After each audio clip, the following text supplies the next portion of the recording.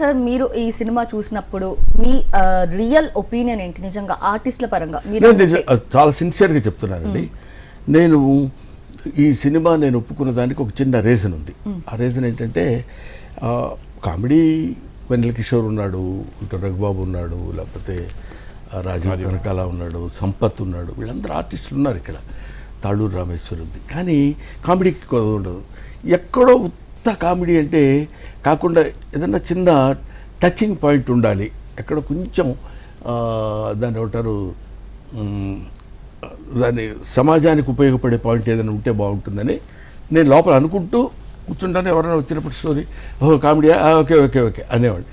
ఇది main character మీరే చేయాలి, మీ పేరు బ్రహ్మానందం, ఆ పేరుతోనే సినిమా పెడుతున్నాం అన్నప్పుడు ఇందులో ఉన్న ఇదేంటంటే old people, they are in old age homes now.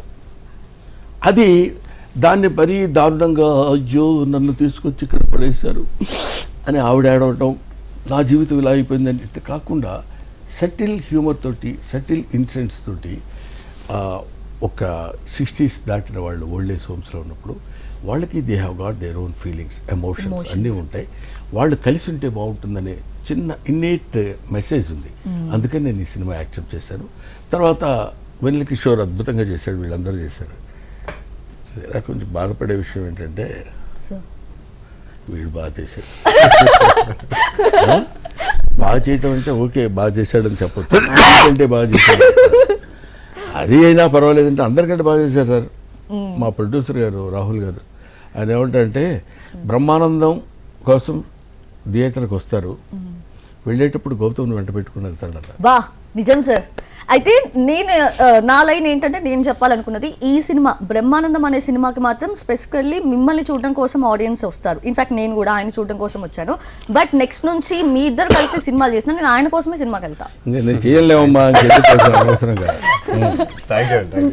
Seriously sir. అంటే ఆ టైమింగ్ ఏదైతే ఉందో ఆయనలో, అంటే ఫ్రస్ట్రేషన్ నుంచి ఫన్ జనరేట్ చేయడం అనేది that is really up to the mark.